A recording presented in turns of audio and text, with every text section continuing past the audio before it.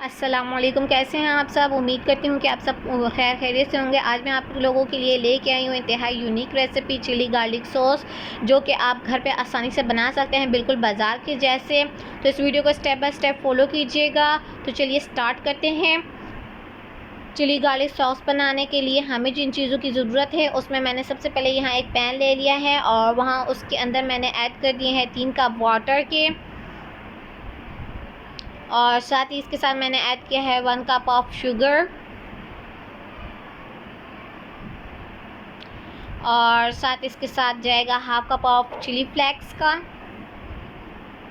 کٹی لال مرچ جسے کہتے ہیں ہم، کٹی لال مرچ میں نے اس کے اندر ایڈ کر دیا، اور ساتھ میں اس کے اندر ایڈ کرنے والی ہوں 2 ٹیبل اسپون گارلک پیسٹ، اور ساتھ ایڈ کرنے والی ہوں 2 ٹیبل اسپون ہی وینیگر، وائٹ وینیگر، سرکہ، اور 1 ٹی اسپون آف میں نے اس کے اندر ایڈ کیا سالٹ۔ تو ان سب چیزوں کو میں نے ملا کے اسے بوائل آنے تک پکانا ہے۔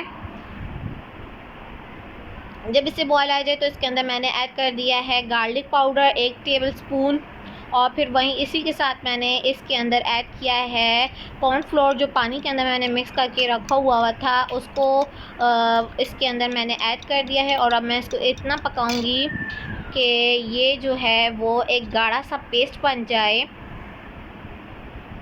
اسے اچھے سے آپ پکاتے رہیں اس کے اندر جب تک کہ بوائل نہیں آتا۔ جب اس کے اندر بوائل آ جائے تو اس کے بعد آپ نے اسے 2 سے 3 منٹ تک اور پکانا ہے، اور یہ اپنا کلر چینج کر کے اس طرح کا ڈارک کلر میں آ جائے گا، اور یہ پھر اس پوائنٹ پہ یہ جو ہے ہمارا چلی گارلک سوس تیار ہے۔ یہ چلی گارلک سوس انتہائی نہایت اور آسان ریسیپی ہے، آپ اسے ضرور ٹرائی کیجیے گا۔ امید کرتی ہوں کہ آپ کو یہ بہت پسند آئے گی، اور پھر مجھے کمنٹس کر کے ضرور بتائیے گا کہ آپ کو یہ کیسی لگی۔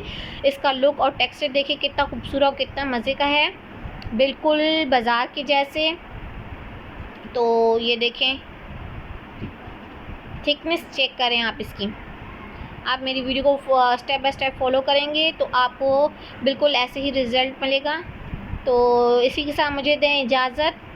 اگر آپ کو میری ویڈیو پسند آئی ہو تو اسے لائک اور شیئر ضرور کر دیجیے گا، اور میرے چینل کو سبسکرائب کر لیں۔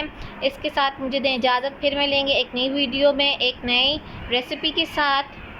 تب تک کے لیے اپنا اور اپنے پیاروں کا بہت زیادہ خیال رکھیے گا۔ اللہ حافظ و ناصر۔